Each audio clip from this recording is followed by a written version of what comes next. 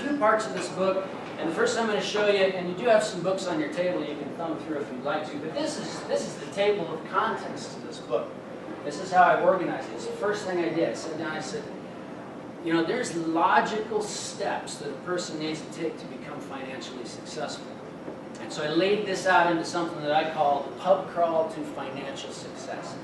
And each chapter in this book covers one of those logical steps. Now we all know that there's rules about a pub crawl, right? You got to start at a certain place, you go on to the next pub, you have your drink, you got to pace yourself along the way to make sure you finish, you know, and then you're at the end.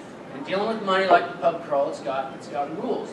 It's no fair cheating or trying to jump ahead or you're consuming too much too early, because in all likelihood you're going to end up in a place you really don't want to be.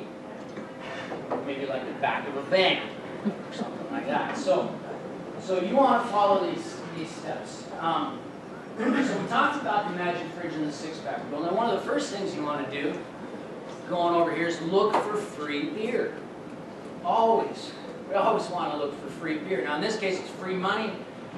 The way most of us can get free money is through our company-sponsored retirement plans, 401k plans, because a lot of these plans, they offer matching dollars on what you put in. But even here, I'm surprised how often not everybody takes full advantage of that matching contribution. And I think one of the reasons, again, is just the presentation of it. You go to a meeting, there's some guy that looks like me, suit, stand in front of you, saying you're now eligible for your 401k plan. We have our matching contribution, 100% on the first 3%, 0.5%, you know, blah, blah, blah, blah, blah, and people just kind of glaze over. Well, there's a better way of doing it. I'm going to illustrate it now, but I need a volunteer. I need a beer drinker. Yeah, sir, you come on. So here's how.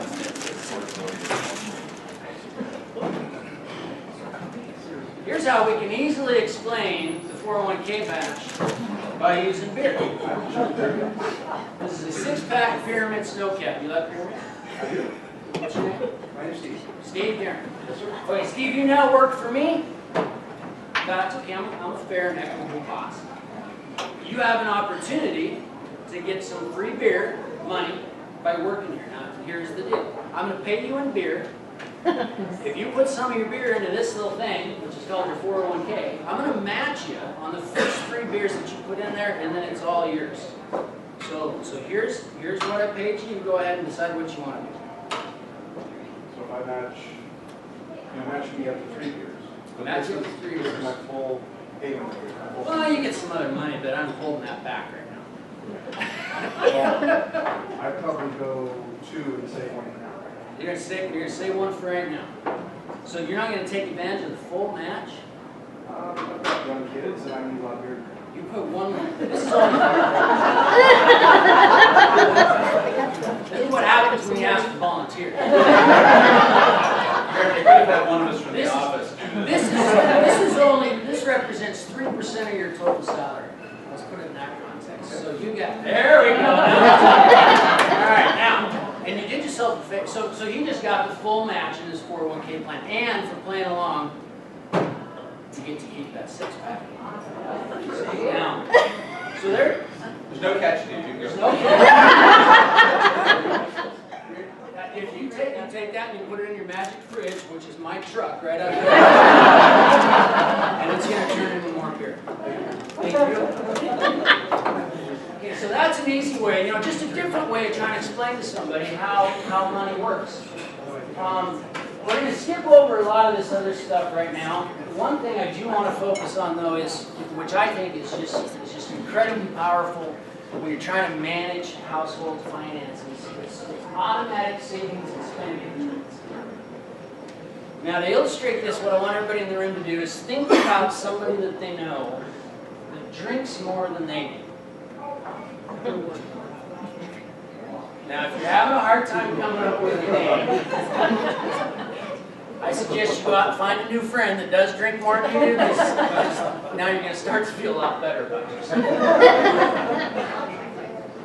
So you have this person in mind. Now think of the last time, you and this person, a couple other friends, you go out to the bar, and everybody throws in a few bucks on the table, and you order a pitcher of beer. You start pouring that out. Now pretty soon, you know, what happens?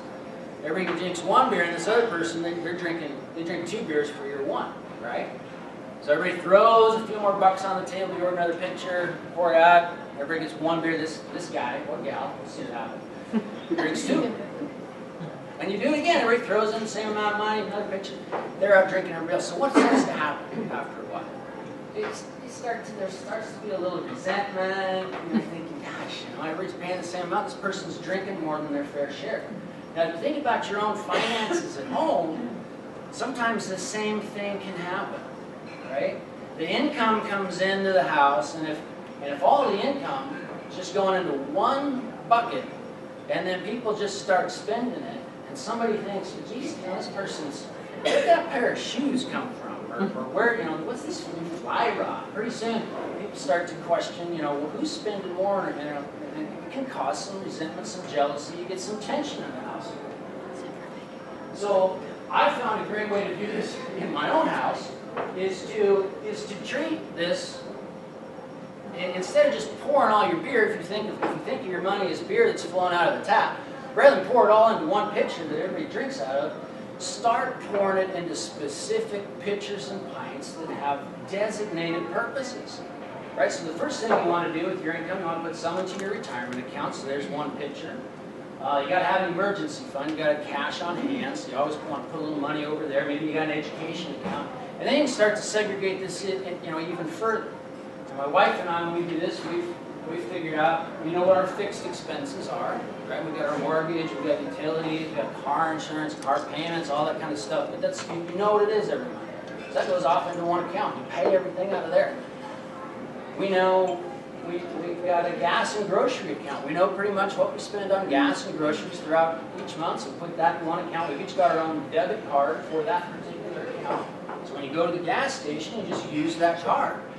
And it keeps people honest too, because there's no confusing Chevron with Nordstrom when you get the statement at the end of it. The other thing we do is we have our each own discretionary spending accounts. So we each have our own spending account with our own debit cards. We agree how much discretionary spending we engage in on. And we fill those up. And then you can do whatever you want with it, no questions asked. If somebody wants to buy that new pair of shoes, great. Someone wants the fly rod, no problem, no questions asked. Someone wants to drink theirs, no problem, right? And then, you know, we can break this down as far as you want. We have a vacation fund. We also have a charity fund, because we do believe that, you know, the more you give back, the more comes back to you. So having a system like this, it takes a little bit of work to set up, but the beauty of it is if you've never really gone through a hardcore budgeting process, adopting a system like this forces you to track your money and figure out exactly where it's going each month, so that you can start to designate money into those different accounts.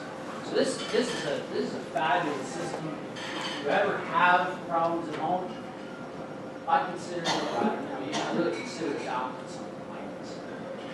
Okay, so again, this little flow chart goes through all the steps. I think, again, it's really important to follow those, because, in my opinion, until you get down here and you complete all these different things, it's only then that somebody should really think about becoming an investor, right? Now, there's a number of different ways to become an investor. For most people, I think when they think of that, they think stocks, bonds, mutual funds, because that's generally what's available inside retirement plans, and the way most people get started with smaller amounts of money. We're going to do another little exercise here, and to illustrate becoming an investor. So I'm going to need another volunteer beer drinker, and now there's a qualifier. There's a qualifier. I need a beer drinker with $20 in their pocket. I know that. Here we go. I know sometimes that's asking a lot, a beer drinker with 20 bucks in their pocket. So sometimes they say, hey, give me a unicorn. Same kind. Come on up here. We're gonna run through a little exercise. Now we have here some more beer.